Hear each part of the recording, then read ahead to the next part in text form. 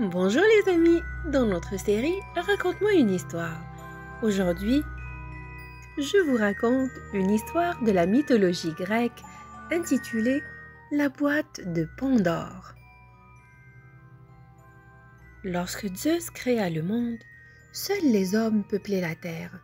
Ils étaient protégés par Prométhée, un titan farouchement opposé au pouvoir suprême du Père des dieux.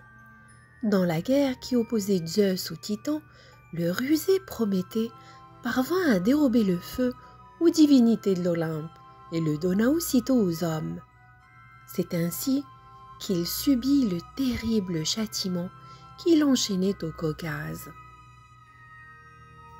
Mais Zeus ne pouvait en rester là et voulut se venger des êtres humains en leur offrant le plus bel objet de leur désir. Afin de leur inspirer passion et tourment, il créa la première femme aussi fascinante que capricieuse.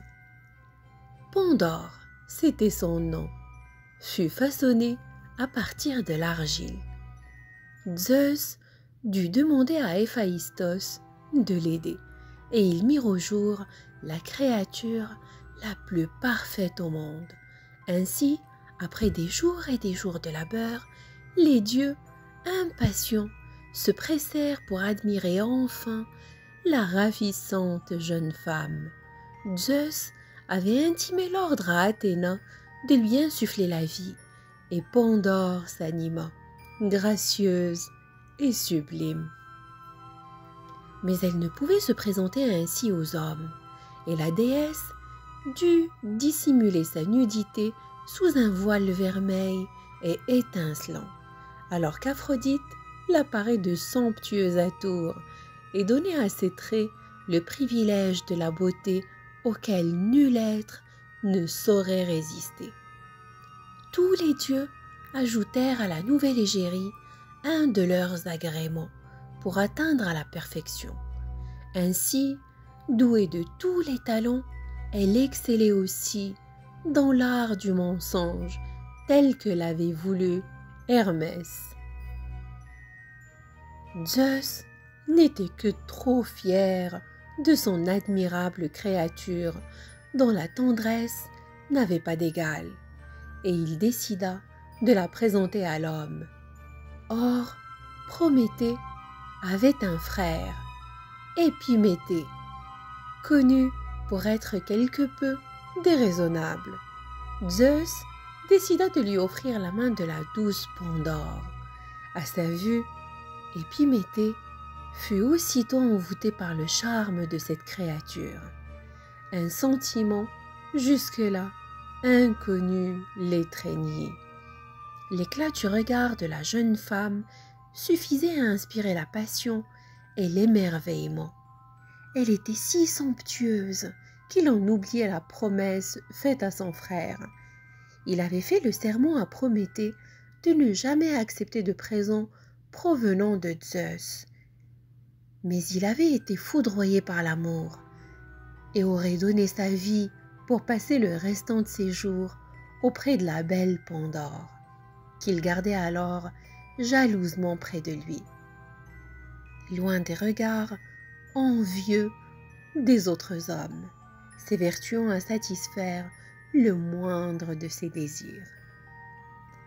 Avant d'envoyer Pandore sur terre, les dieux lui avaient remis une boîte, sans lui dire ce qu'elle contenait, et ils lui ordonnèrent de ne jamais l'ouvrir. Aux côtés de son époux, Pandore jouissait de la vie et savourait son bonheur.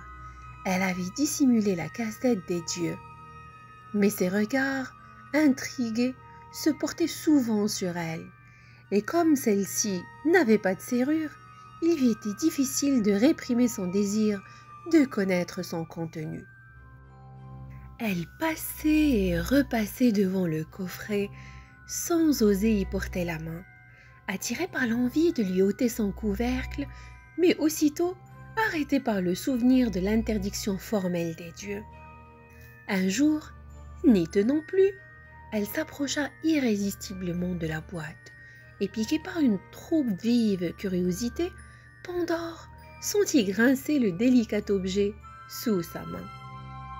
À peine eut-elle entrouvert la mystérieuse boîte que tous les maux de l'humanité qu'elle renfermait s'échappèrent. Ainsi, la guerre, la maladie, le vice, la vieillesse, la perfidie, la misère et tant d'autres fléaux encore se répandirent. Figée par l'effroi, consciente de son impardonnable faute, Pandore se décida à refermer le funeste coffret, mais en vain, car tout s'était envolé. Tout à l'exception de l'espérance, qui s'éveillait lentement au fond de la boîte, fragile et solitaire. Ainsi, l'espérance peut être perçue comme un terrible mal, le plus atroce tourment que l'homme garde au fond de lui-même.